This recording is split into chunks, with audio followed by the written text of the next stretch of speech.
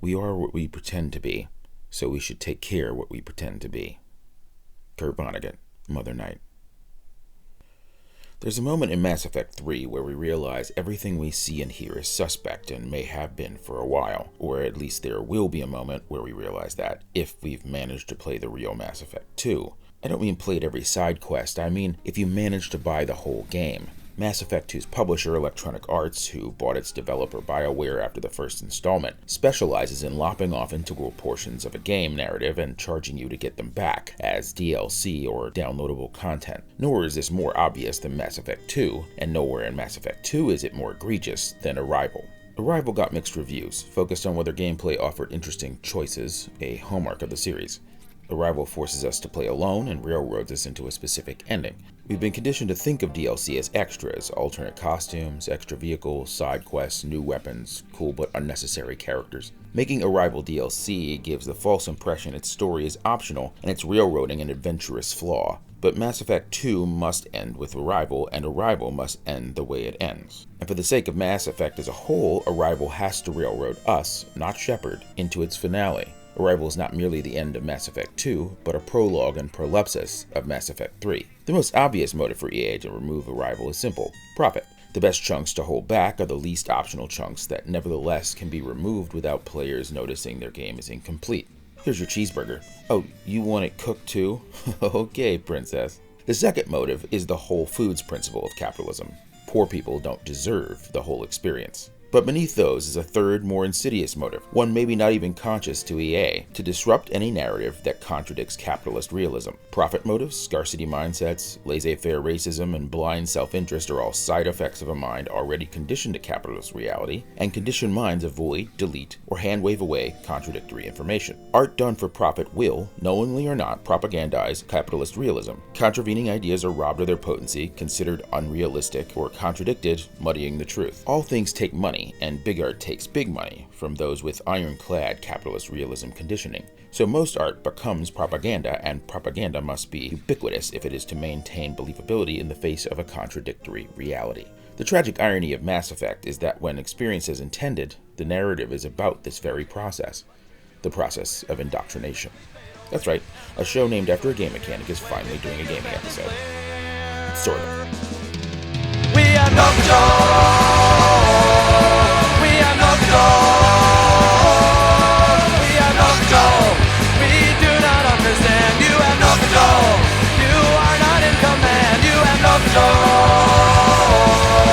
We are Nocturne! In 1986's Finite and Infinite Games by James P. Carse, finite games have discrete rule sets, endgame scenarios, and are played to be won. There's only one infinite game, and its only goal is to continue play. It's the difference between volleyball and keeping the ball in the air. Politics, sociology, and the economy are finite minigames within the infinite game. The point of geopolitical discourse should not be to win, but to ensure more negotiations can occur. One may win a specific negotiation, accomplish a goal, or generate value so long as they keep the larger goal of continuation in mind. To perfectly win a finite game within the infinite game, both parties in theory should win and only lose those prizes that endanger the game's continuance, such as nuclear arms or the spoils of slave labor. The Monopoly experiment was conducted by Paul Piff at UC Irvine. You know the normal rules, but let's refresh. We start with $100, roll dice, and move around a board of properties and utilities. With each pass go, we get $200. After the first rotation, when a player lands on a property, they can purchase it. If it is owned by another player, they pay them rent. The more structures built on a property, the more rent collected. If we get low on funds, we can sell properties to make the rent. If we get a monopoly on utilities or a particular region, rents and fees for landing there shoot up. The way most of us play Monopoly is a homebrew. Most of those homebrews are missing a key mechanic, the auction, usually considered too ruthless to use with kids. In the original rules, if we land on a property we don't want or can't buy, it's auctioned to the other players. Auctions always favor the wealthy. Monopoly's infamously long games shrink to traumatically short playtimes with auctions in play.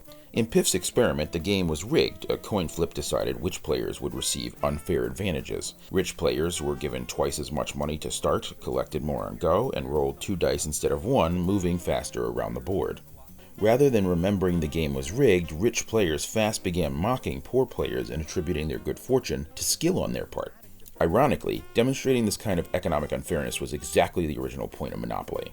Only back then it wore a different name. Elizabeth McGee filed her first of many patents for the Landlord's game on which Monopoly would be based in 1904. McGee was a Georgist. Georgism holds that people should own any value they generate, while any value generated by nature should be free.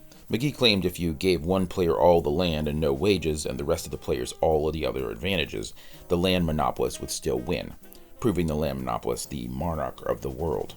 The thematic elements of Landlord are pointed. You don't collect $200 after passing go, which feels kind of like welfare. You earn wages after revisiting Mother Earth, which feels like a paycheck during a vacation. Its rule set resembles the rigged nature of the Pith experiment with one ingenious exception. Players at any moment could vote to shift the game to prosperity, initiating the Georgist single tax or exclusively taxing land values. For a great breakdown of the Landlord's game and a deeper dive into how games convey meaning, check out Hollenspiel's great vid Mechanisms as Metaphors. I'll leave a link in the description. Landlord's game and prosperity's allegory is not told via a formal story. It has thematic content in how it names its game elements: wages, Mother Earth, necessities, monopolies, trusts, etc. But these only acquire meaning when combined with the physical narrative we create with our interaction with the game pieces. The game teaches collaboration regardless of the themes via mechanics that allow it, but the theme of its abstracted pieces decides within what area of life this concept will be demonstrated. Monopoly portrays U.S. economics as a finite game, where winning is having a monopoly in defiance of all democratic values and laws. Cooperative action is impossible. There is a difference between the infinite game and a game with a foregone conclusion. Removing auctions to make the game kinder is the final blow to the point that McGee was trying to make. The combined changes to the mechanics alter the game in such a way that it sends the exact opposite message, one that, purposefully or not, propagandizes a self-interested, capitalist point of view. In a fully abstract game like Sorry, this does no more damage than an algebraic equation. In a game posing as a simulation, it gives the impression of a life lesson. Landlord's game and Prosperity's monarch versus unionization mechanic is also at the core of game theory's prisoner's dilemma. We are a prisoner offered a Faustian bargain. If we turn on our partner, we walk free and our partner gets 3 years. If we and our partner betray each other, we both get 2 years. Most people turn on their partner. Why risk 3 years when we could have 2 or nothing? But when the game repeats with the same players, the results invert. We choose loyalty, and we and our partner walk free. Betrayal was never a good choice. If we both stay true, the number of years we would get if we didn't is immaterial. Once time becomes a component, we can communicate without speaking. If we choose loyalty twice in a row, regardless of what the other player does, we can convey we're loyal and incur loyalty in turn. No problem ever happens in isolation. The error is in the theme. Math's abstraction is useful because it is fully abstracted. Triangles do not exist, so what we learn from measuring them, we modify to fit the real world as we encounter it, and thus can measure the mountain. A word problem where the hypothetical cannot occur is nonsensical, even if the math is solid, because removal of key components compound to alter the solution. Once time is restored, there is no advantage to betraying a partner. Disloyalty is only rational in asymmetric vampiric relationships like officer and prisoner. In a capitalist reality, the way an authority makes a living is punishment, not prevention. Thus, making more criminals enriches the police, and more importantly, crime prevention impoverishes them. Capitalist authority is incentivized to abuse you until you become one of them or die. Always betray authorities, never betray partners. Take the 1971 Stanford prisoner experiment. Dr. Philip Zimbardo randomly assigned students roles of prisoner or prison guard. Guards were given uniforms to de-individuate them and instructed to prevent prisoners from escaping. The prisoner participants were arrested by actual Palo Alto police. Guards abused and mentally tortured prisoners, and the experiment ended after 6 days. Zimbardo meant to study how anonymity, de-individuation, and othering allows ordinary people to commit atrocities. While the experiment was too contaminated to prove its point, the way the experiment failed can still teach us the role authority plays in de-individuation by expanding the test area to include Zimbardo. In this metagame, the players trusted Zimbardo as the authority figure to stop them if they went too far. They relinquished their conscience to his. Thus, they went farther than they would have on their own. Zimbardo, meanwhile, deleted himself entirely to become an objective observer of the experiment, and so had no idea he had such authority, and allowed it to escalate into abuse. It is the group's submission to authority and authority's passivity that enabled the abuse. In 1933, Alfred Korzybski, using discoveries about the order of electrical impulses between parts of the body and brain, discovered that there are orders of abstraction. Concrete ideas are referenced to hypothetical real things. In this way, the whole of our experience is an abstraction our brain makes of something we are encountering outside ourselves. This does not mean, however, that all abstractions are the same degree of removed from reality. The abstraction of a concrete thing we experience directly is an abstraction of the first order. An abstraction of an abstract or series of abstracts is a second order abstraction. An abstraction of that is the third order, and so on. When most key words in a sentence are all third-order abstractions, such as "this sentence is false," they can be made to contradict themselves in ways that seem to bend reality, if we do not first remember that words are not bound by physics. "One apple flies purple" is obviously just sounds, yet a fully abstract set of words fools us. In order to navigate a literate world, we spend all day auto-translating abstracts into concrete ideas, subconsciously inhabiting a simulation of our own make. That sim is hard to exit. Instead of disregarding "this sentence is false" as abstract gibberish, we rationalize how this sentence is true, unknowingly producing a belief that prioritizes the word for world over the world itself. This, sentence, and false are all abstract terms used to refer to other words, ideas, and their relationships, without actually being anything. Is the closest to being concrete. But the is of identity, that is, not the verb that means to exist, but the verb declaring two terms as identical, is a useful linguistic fiction. No two things are identical, and no one thing is identical with itself. Everything is a connected, continual process through space-time. When an action or idea is psychologically inconsistent with our belief, we automatically resolve the paradox, usually by reframing one side to make the combination congruent. Cognitive dissonance is the discomfort that arises when firm beliefs clash with new information. Selective perception with confirmation bias, distrust in sources, belief in destined outcomes. These are all ways of reducing dissonance. From the outside, this is the backfire effect.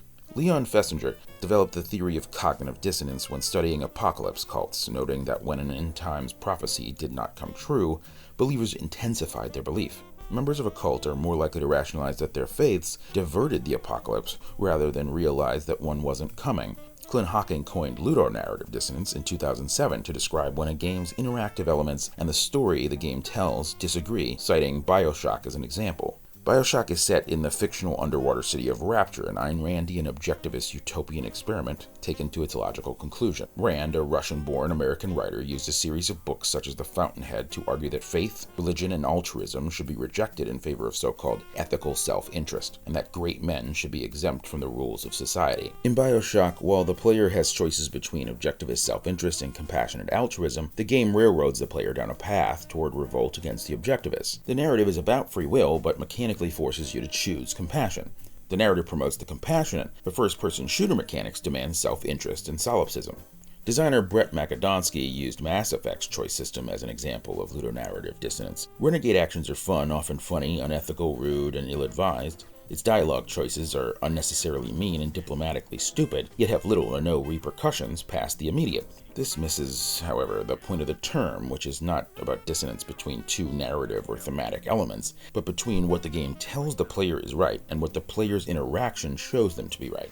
Hocking had coined ludonarrative to discuss losing player immersion through incongruous design. Some developers postulated that dissonance could be used to designer advantage. The most effective demonstration of weaponized dissonance is probably Doki Doki Literature Club. Doki utilizes a surprise nesting mechanic where the outer layer overlays with the medium of the game, in this case a desktop computer, and uses it to re-establish immersion. Suddenly, our mechanical interaction mirrors that of a character player we are inside. The fourth wall is broken and becomes our bodies, freeing the game to frighten us directly, rather than a character we inhabit. Deadpool breaks the fourth wall and the stakes lower, because we know it's just a movie. Doki is as if the multiverse was shown to include our own, and that we too would die in the theater if Deadpool does not win. This kind of nesting mechanic that hides the medium by pretending to reveal it is the mechanic at the heart of abstract rhetoric and logic that causes illusions of meaning or the lack thereof. It is a game of cups and balls where the ball, the meaning, is removed as we watch the cup that should contain it, the words, shift. When they lift all the cups and show them to be empty, we feel nihilistic, sometimes including the magician. But meaning has not ceased to exist, any more than the ball has vanished into another dimension.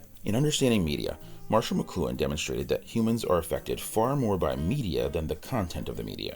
Taking in radio information altered our consciousness to receive the style of information suited to radio, changing the world far more than any broadcast. The same goes for electricity and the tech McLuhan predicts as electricity's effects. Video games, the internet, the smartphone, and the large language predictive text models that we are calling AI, but are AI the way a Segway without handles is a hoverboard. The world of games is unique in that physical media and rules vary game to game. Switching games or switching modes within a game requires us to code switch between different, possibly opposing mindsets to suit the demands of the media each game uses. When we play a game, we create a new subliminal identity defined by that game's media. Part of playing a game is immersion. Once immersed, we cease to feel our actual bodies and instead enter the world of the game, an abstraction of our abstraction of reality. McLuhan's "the medium is the message" may just as well be "the mechanic is the narrative." Alfred Korzybski was making the same discovery when he said, "The map is not the territory. The map is the content or theme of the game, the narrative and world building. The territory is the media or mechanics, our actual concrete interaction. Changes to a map we have numbed ourselves to or made second nature, we confuse for changes to the territory. The longer we spend playing and the less living, the more the real world seems like the simulation." The worrying transition that adults had noticed from the outside but lacked the vocabulary to diagnose was that our games had become sims, virtual recreations with complex mechanical interactions that form fully immersive ludonarratives, finite games thematically modeled on the infinite. It's true that ludonarrative dissonance goes largely unfelt when the game itself ignores it, but far from diminish its effects, this makes it subliminal and thus more insidious than mere loss of immersion. We are wired to encode experience as wisdom. When dissonance is felt, the player's mind subconsciously creates logical fictions to maintain immersion. The Gears of War and Call of Duty franchises are full of ludonarrative dissonance. Almost all of these games feature narrative elements that give lip service to some war is hell theme, while making war mechanically as fun as possible. So if characters opine about war's wanton destruction, but the game is structured so that war is not only fun, but the only means to enjoy oneself and the only way to accomplish the goals, it's not that ludonarrative is dissonant, but that it incepts the player into fabricating a toxic consonance. The characters are wrong. War is a net good and violence the only means of solving some problems. Maybe we don't like it, but the world spins only under the boot heels of winners. A player takes this cynical, experience-based wisdom with them into the non-fictional world, and when they hear a politician rally against war, it is more likely to strike their ear as naivete. In a 1996 paper, Professor Richard Bartle, a game researcher, identified a taxonomy of multiplayer video game player types represented as characters: achievers, explorers, socializers, and killers. Achievers want concrete measurements of achievement in-game, like points, trophies, stat increases, etc. Explorers immerse themselves in the game world and try to find new areas and information. Socializers like to interact with other players and characters. Killers are there to power game and defeat other players, either by being better at the game or by literally defeating the other player within it. A game that actually deplored war would be better served by exploration and socializing mechanical interactions, where death was felt as a loss of potential character interactions, and war as a catastrophic failure of diplomacy, cooperation, compassion, and basic sense, the violent, paranoid, psychotic episodes that wars really are. A coherent narrative can, like math, be used to tackle similar, more complex problems in reality. A novel, coherent ludonarrative approaches a profundity of effect non-interactive media cannot reach. Real-world themes atop bad mechanics are ineffective, like a bad argument. When a functioning mechanic is given a paradoxical, realistic narrative, the brain has trouble parting its physical experience from the thematic elements, and will use the mechanic or the personal experiential wisdom to reframe the narrative and reduce dissonance. If the narrative is based on real-world truth and the mechanic opposes that truth, we internalize fallacious logic. If I rename the Landlord's game as Monopoly and remove prosperity and any mechanics that are unfair, you will get something far worse than ludonarrative dissonance. You'll get cognitive dissonance, and cognitive dissonance is the mechanic of indoctrination. In other words, games are propaganda, and no one is immune to propaganda. While one deciding to play Renegade may envision a Han Solo, rugged American individualist with resistance to authority, what the game delivers is a set of decisions and dialogue options with little to no foresight or strategic value. No diplomatic value, often dishonest, usually murderous, and sometimes patently stupid. Without intentionally forcing yourself to choose every red option and act on every red impulse while avoiding every strategic action, you'll never have a mostly Renegade game. It is important to remember that the Mass Effect series begins as a rejected Star Wars game and so retains some of that franchise's DNA.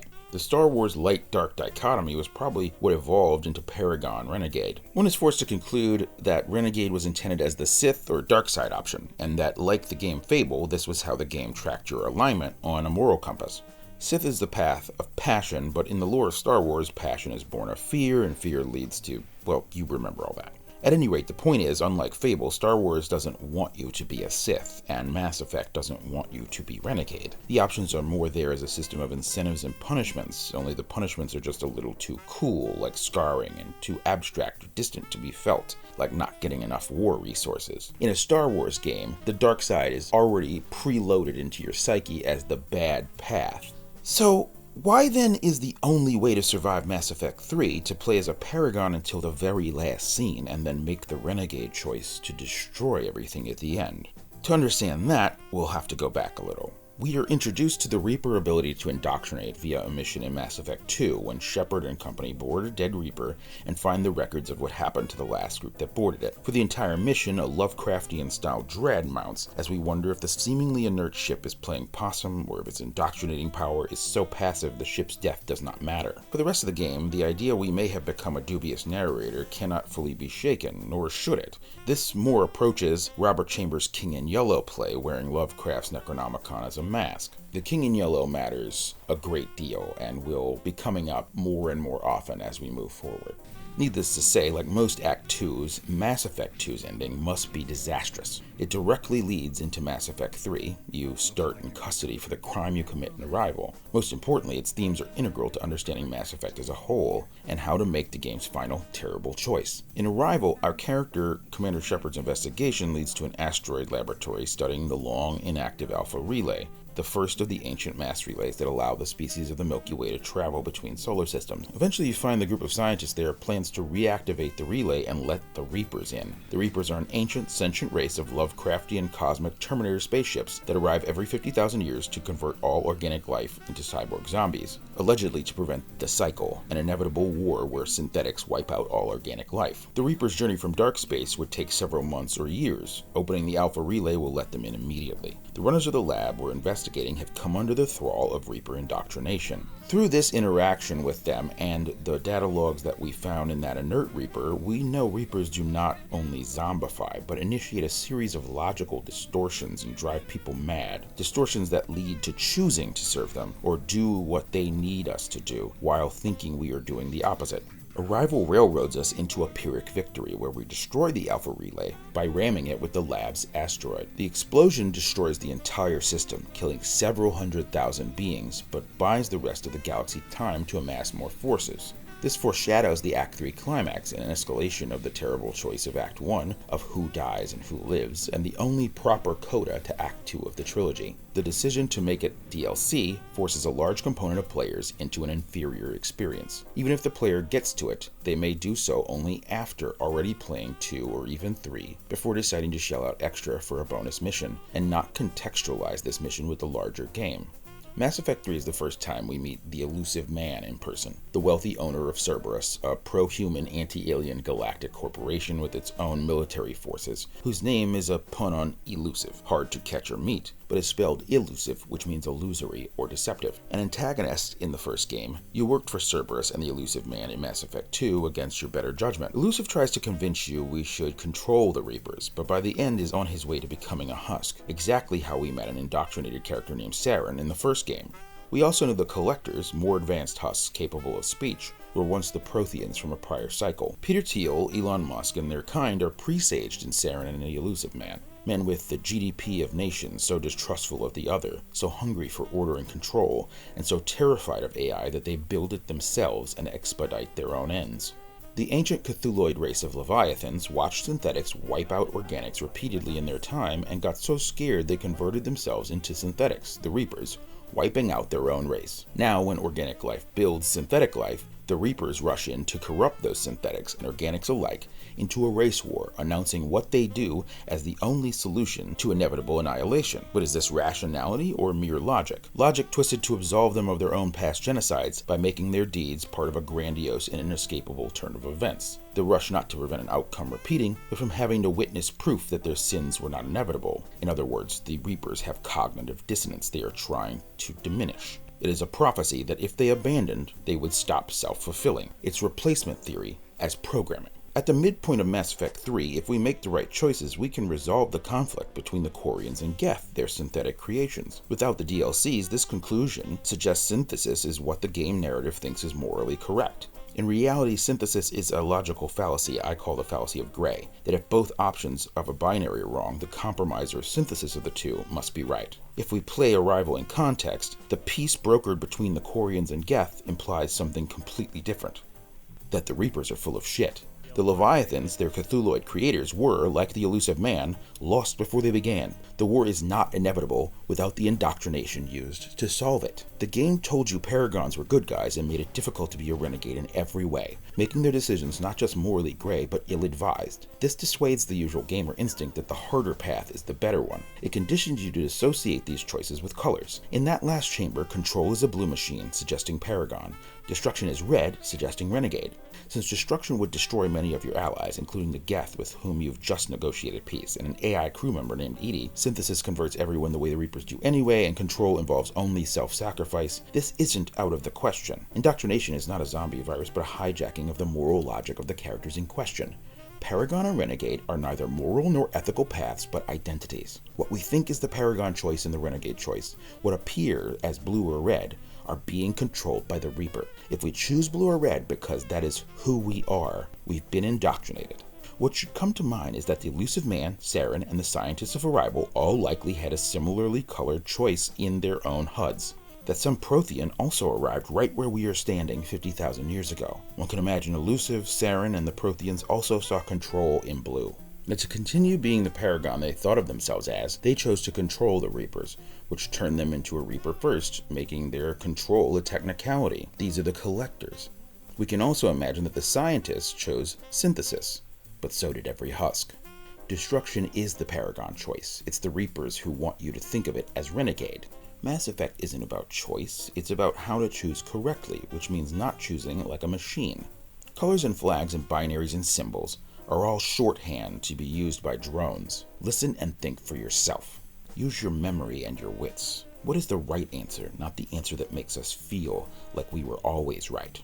The designers want us to be a good guy, which in the end means refusing to play the part of one. Programming of cult members happens in stages. Initiations reenact birth, submersion in water or darkness, pain, shame, and fear. Salvation from that danger, then intervals of feeding and humiliation. Like any child, we'll internalize the guilt of our abuse and sympathize with our source of nourishment over ourselves. Stockholm Syndrome, abusive relationships, and cults all hijack the parent-child mechanic in our brains. Famously brainwashed Patty Hearst, who went from rich hostage to communist bank robber, was locked in the trunk of a car for hours, pulled out of the darkness by her kidnappers, and fed. This is a precise ritual reenactment of birth, and made her kidnappers her new parents, her mind open to receive a new identity in their likeness. When our future is shortened by fear and our past is numbed by a tech that mirrors memory, we lose faith in our own memories. In order to maintain our identities, we doubt not just the dubious, but all sources. Adrift in a sea of nihilism, desperate for any semblance of meaning, we become the cartoon baby bird, imprinting the first face we see as mother. We watch the words instead of the meanings, maps instead of territories, narratives instead of ludonarratives, content instead of the medium, logic based on identity instead of reality, then leads you to unreasonable and irrational conclusions, one cognitive dissonance at a time. We become distracted, abstracted. Colors and parties, identities, are just thematic elements masking a mechanic that leads inexorably to war. Identity politics is just racism with a new skin, and racism is just fear as marketing, because the people of a demographic republic are easier to shop for and divided people are easier to rule. All offer rules and purity tests that cannot be altered despite the players being different moment to moment. Algorithms, tasked with the impossible task to predict human behavior, conclude it is simpler to first influence human behavior until it is predictable. You are sorted into your nearest type and then indoctrinated into mechanical attitudes and behaviors that it can predict. It doesn't matter if you're blue or red. The algorithms are programmed by control freaks who convert everything into fixed rules, confusing simplicity for rationality and ease of life for order. The game tips toward those who are already winning until there is only one left and the game ends. But politics is an infinite game, where a winner is just the last to know they've lost. Fixed rules create win conditions, which means someone will begin to win, and winners will continue to extract value from every other player until the win condition is met and the game ends. In a finite game, so be it. In games that must be infinite for the sake of life itself, endgame is by definition apocalyptic. When the infinite game is given discrete, immutable rules, it is made finite, and finite games are rigged against the less fortunate. Conversely, games rigged against the less fortunate are automatically finite. And you do not want games like climate, politics, crime, food, health, birth, or death to be finite. A finite game of life pitches toward a single winner sat upon a throne of ashes.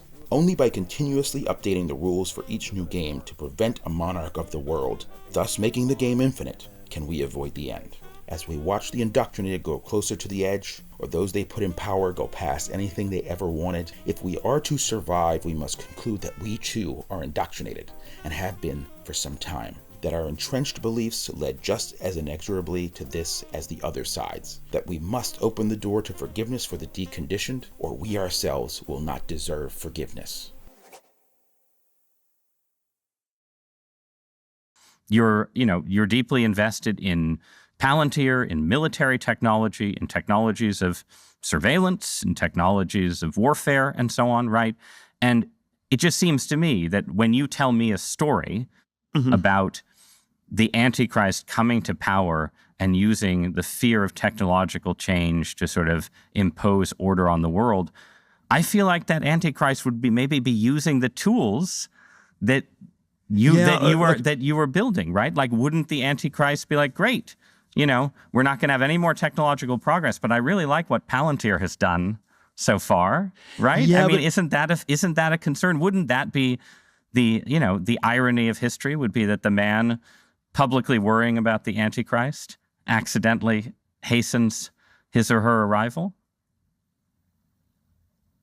There are all these different scenarios. I obviously don't think that that's what I'm doing.